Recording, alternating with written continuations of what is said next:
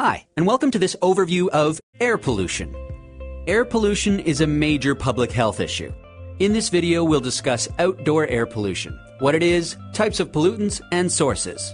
We'll also take a look at ways to reduce air pollution and talk about how air quality is monitored. We'll then talk about indoor air pollution, why it's a problem, sources of pollution, and ways to reduce it. But first, what is air pollution? Air pollution occurs when the air is contaminated with any chemical, physical, or biological agent. It is the world's largest environmental health risk, leading to millions of deaths around the world each year. Although anyone can be affected by air pollution, people who are most vulnerable include the elderly, children, and people with chronic lung or heart disease. Let's take a look at outdoor air pollution first. The outdoor air can be polluted by natural sources or human sources. Natural or biogenic sources of air pollution include pollen, bushfires, or dust from deserts. Pollution of the air from human sources, also called anthropogenic air pollution, is commonly due to industries, burning of fossil fuels, and the use of motor vehicles. There are hundreds of different types of air pollutants. Let's take a quick look at a few important ones. Particulate matter is a complex mixture of small particles and liquid droplets that are mainly from industry or motor vehicle exhausts. Dust storms or bushfires can also generate large amounts of PM. Particulate matter is classified according to the diameter of the particles. The health effects of particulate matter are mostly due to particles that are less than 10 micrometers in diameter. These particles can reach the deepest parts of the lungs and enter the bloodstream. Nitrogen dioxide is usually formed when fuel is burned at a high temperature. Common sources are the exhaust of motor vehicles, industry, power plants, and gas stovetops. Carbon monoxide is colorless and odorless and is formed when the carbon in fuel doesn't burn completely.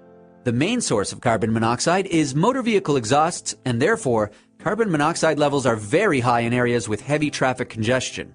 Other sources include industry, incinerators, and bushfires. Sulfur dioxide is a gas that can be produced when sulfur-containing fuels are burnt during industrial processes like in power plants and refineries. Lead is produced mostly as a result of metal and ore processing. Motor vehicle exhaust used to be a major source of lead pollution. However, regulatory efforts to reduce lead in fuel has led to a massive reduction in lead emissions. Ozone is a gas that is not emitted directly to the air, but is formed as a result of sunlight acting on other chemicals in the air.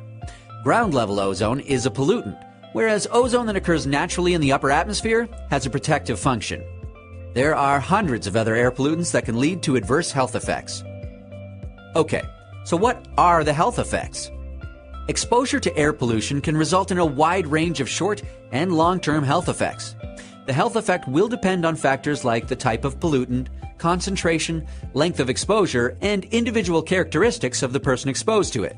It can range from minor symptoms like irritation of the eyes, nose, and throat, to more severe conditions like heart and lung disease or cancer.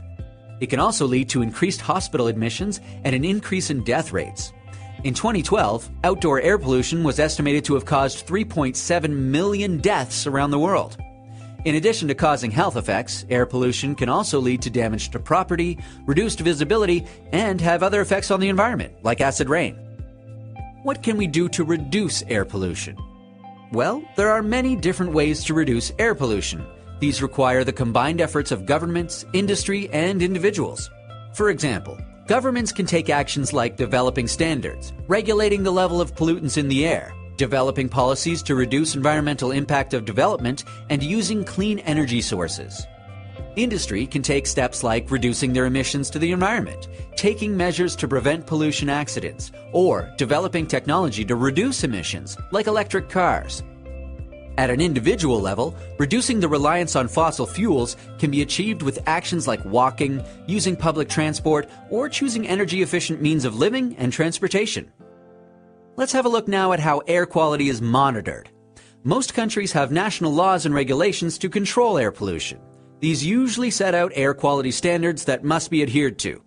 These standards are set out by each country and will depend on factors like technological feasibility, economic considerations, capacity for air quality management, political and social factors.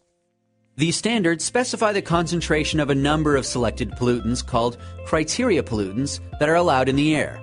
A useful way to track air pollution against the national standards is a measure called the Air Quality Index, AQI. This is a simple numerical or color-coded representation of how clean the air is.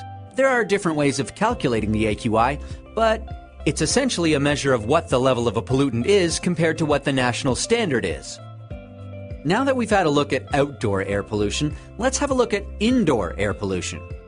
Now, although the indoor air quality is affected by outdoor air, the quality of indoor air can be significantly different. This is because there could be many sources of indoor pollutants. The most common source of indoor pollution in the world is solid fuels, like wood, charcoal, dung, or crop waste that are used for cooking or heating. Around the world, over 3 billion people use simple stoves or open fires to cook or heat their homes. These methods are inefficient and can lead to the generation of pollutants like particulate matter, which can result in concentrations indoors of up to 100 times more than that of the outdoor air. Other sources include tobacco smoke, chemicals released from building materials, furnishings, and household products, pesticides, asbestos-containing insulation, and products used for household cleaning. Factors like inadequate ventilation and, in some cases, heat and humidity can worsen indoor air pollution. Exposure to indoor air pollution can lead to health effects similar to those caused by outdoor air pollution. In 2012, the World Health Organization estimated that 4.3 million people died due to illness that could be attributed to household air pollution caused by the use of solid fuel.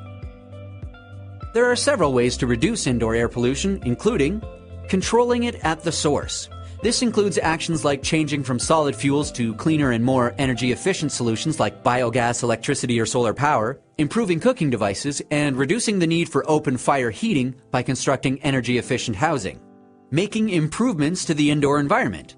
This may include increasing ventilation through windows or chimneys, or other design features like having the kitchen separate from the house. Behavioral changes like properly maintaining stoves and chimneys can reduce the accumulation of pollutants. Exposure to indoor pollution can also be reduced with actions such as using pot lids to conserve heat and minimize cooking time. So that's a look at air pollution, an important public health issue.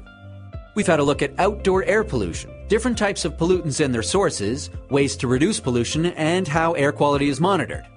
We've also talked about indoor air pollution, why it's a problem, sources of pollution, and ways to reduce it.